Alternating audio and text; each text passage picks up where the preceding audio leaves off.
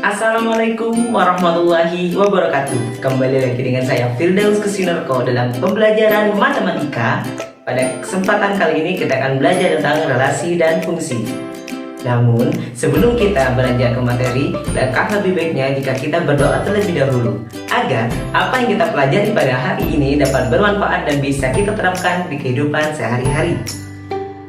Berdoa menurut keyakinan masing-masing, berdoa dapat dimulai.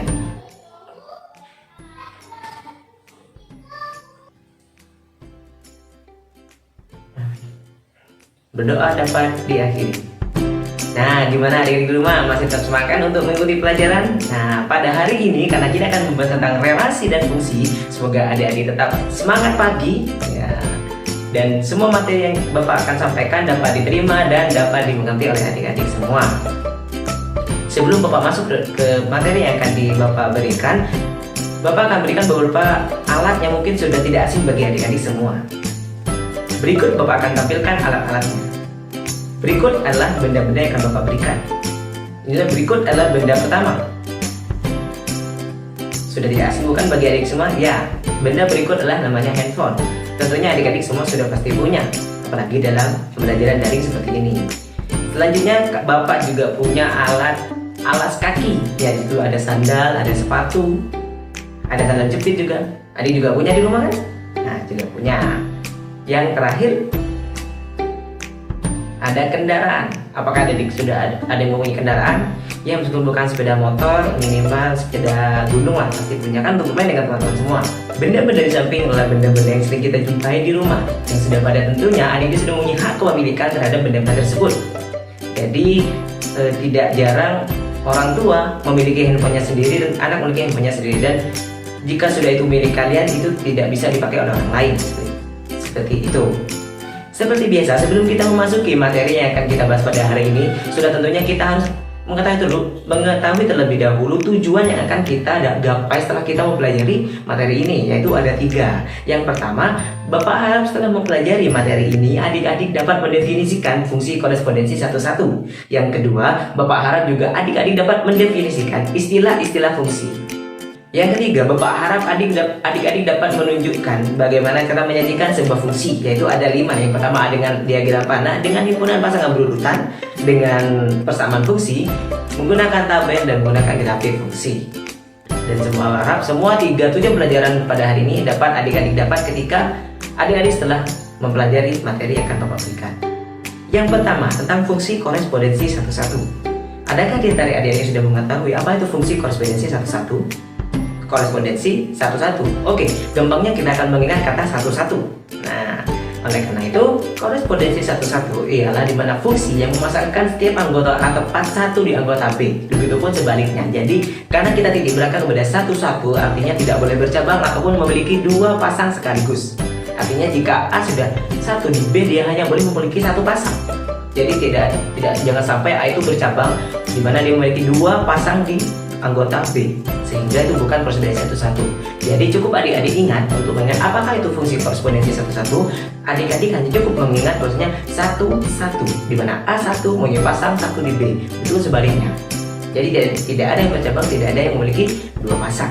Untuk menambah pemahaman kita tentang fungsi korespondensi satu-satu, marilah kita latihan dengan contoh-contoh yang Bapak berikan di samping berikut ini. Yang contoh pertama, silakan adik-adik lihat apakah contoh tersebut merupakan sebuah fungsi. Jawabannya adalah ya, dia adalah sebuah fungsi. Kenapa? Karena sudah memenuhi syarat-syarat di mana anggota A mempunyai pasangan di B. Selanjutnya, apakah fungsi tersebut berkorespondensi satu-satu? Jawabannya adalah iya. Karena apa? Lihat di pasangan A, semuanya mempunyai 1 pasang di anggota B. Contoh selanjutnya, apakah relasi tersebut merupakan sebuah fungsi? Jawabannya adalah iya. Berikut adalah sebuah fungsi. Apakah itu merupakan fungsi korespondensi satu-satu? Jawabannya adalah bukan. Kenapa? Karena terdapat anggota A yang memiliki pasangan di anggota B yang sama, atau di B ada yang bercabang, sehingga tidak terpasang satu-satu antara anggota A dan B. Maka fungsi tersebut bukan korespondensi satu-satu. Di mana di situ AB memiliki pasangan sama, yaitu Y di anggota B. Bisa dipahami? Contoh selanjutnya, apakah relasi tersebut merupakan fungsi? Jawabannya adalah iya, dia adalah fungsi dan berkorespondensi satu-satu. Yang selanjutnya, apakah dia adalah fungsi? Benar sekali. Apakah dia merupakan berkorespondensi satu-satu? Ya, tepat sekali jawaban adik-adik. Relasi tersebut adalah merupakan sebuah fungsi dan berkorespondensi satu-satu. Dan bagaimana dengan contoh terakhir yang Bapak punya? Apakah dia merupakan sebuah fungsi? Bukan, dia bukan merupakan sebuah fungsi. Kenapa? Karena terdapat anggota di elemen A yang tidak memiliki pasangan. Ingat, syarat sebuah relasi dikatakan fungsi ialah di mana semua anggota elemen A memiliki pasangan. Jika satu saja tidak memiliki pasangan, maka dia bukan merupakan sebuah fungsi.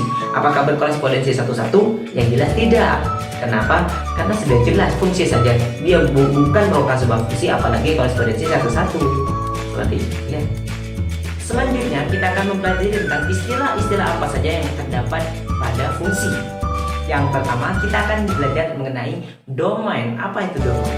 Domain adalah seluruh anggota himpunan A yang berada di sebelah kanan yang dapat ketemu dengan daerah asal.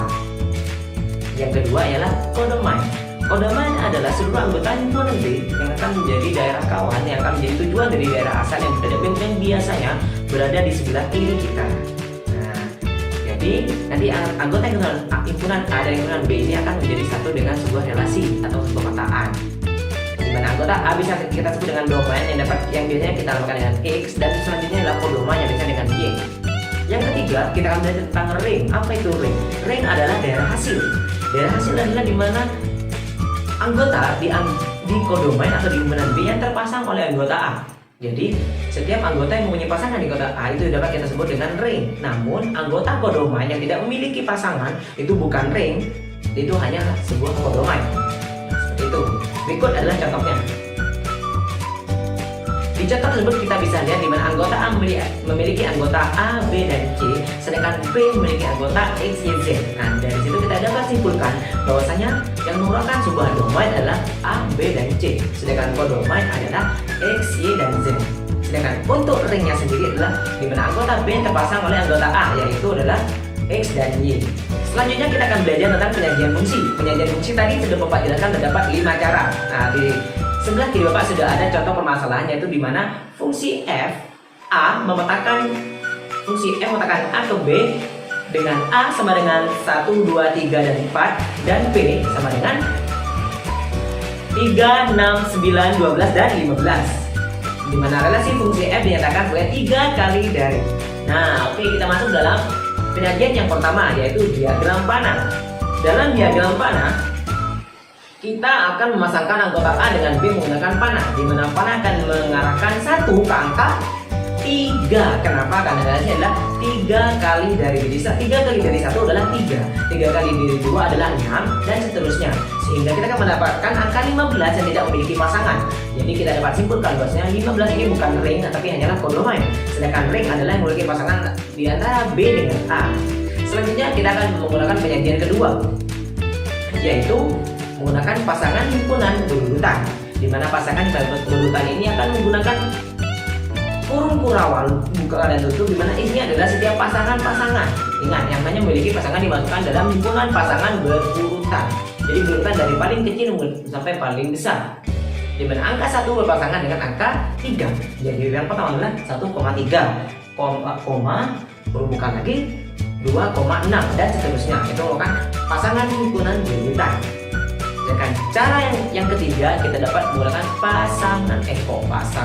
persamaan fungsi, di mana persamaan ini akan memetakan fungsi himpunan akan memetakan himpunan anggota A ke himpunan anggota B. Nah, oke. Dikarenakan kita memetakan, jadi kita membuat di mana relasinya ini menjadikan sebuah persamaan. Jadi kita disyaratkan tuh 3 kali dari. Jadi bisa kita simpulkannya 3 kali dari domain kan. Domain tadi di awal di istilah fungsi kita bisa lambangkan dengan X. Jadi bisa kita sebut 3 kali X atau 3X. 3X ini apa? Ini 3X ini akan menentukan dari Y. atau kodomain. Jadi Y sama dengan 3X. Namun karena Y itu belum tentu ring atau kodomain, sedangkan yang kita cari yang pasangan atau daerah hasil itu adalah ring. Jadi kita ganti Y dengan Fx, karena ring dapat kita namakan dengan Fx atau Y. Jadi Fx sama dengan 3X untuk persamaan fungsi. Namun, selain cara 3 di atas, kita juga bisa melakukan dengan 2 cara berikutnya yang saling masih terhubung dengan cara yang 3 yang baru Bapak sebutkan, yaitu ada tabel fungsi dan grafik fungsi. Namun sebelum ke arah ini, teman-teman atau adik-adik harus memahami dulu apa itu persamaan fungsi. Baik, Bapak lanjutkan. Untuk yang selanjutnya adalah dengan menggunakan tabel fungsi. Nah, untuk tabel fungsi, pertama-tama adik membutuhkan 2 baris, yaitu baris pertama dan baris kedua. Baris yang pertama itu akan menentukan sebuah domainnya, yang akan menyebutkan domain di baris pertama, dan di baris keduanya adalah ring, bukan kodomain tapi ring, karena kita butuhkan dari hasil, dimana nanti akan menjadi domain dan kodomain, domain dan ring. Bisa dilihat kan? Ya.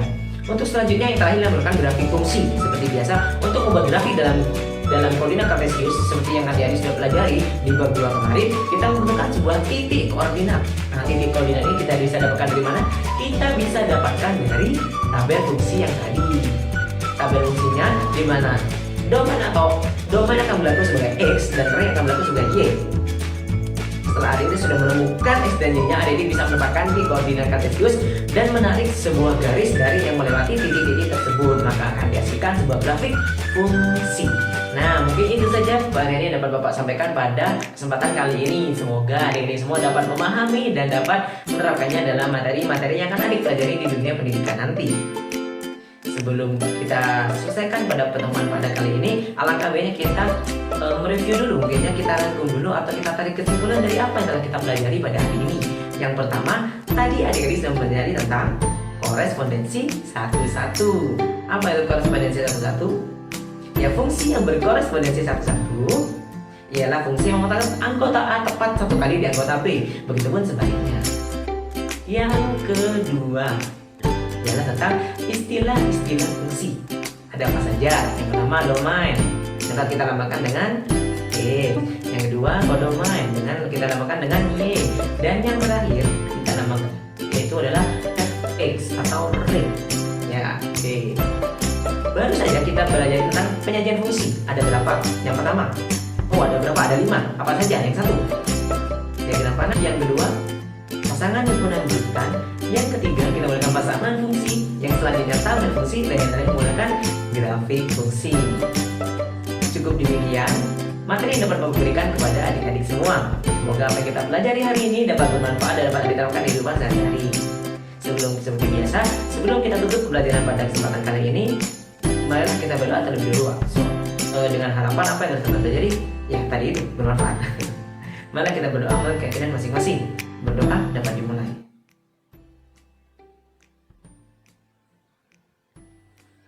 Berdoa dapat diakhiri. Sekian materi yang dapat Bapak berikan. Semoga bermanfaat bagi kalian semua. Jangan lupa berbanyak latihan. Ingat, matematika bukan materi hafalan, tapi matematika lahirnya untuk memahami. Bagaimana cara memahami? Yaitu tadi, dengan melakukan banyak latihan. Sekian dari Bapak, saya Firdaus Susinatko, pamit undur diri. Wassalamualaikum warahmatullahi wabarakatuh.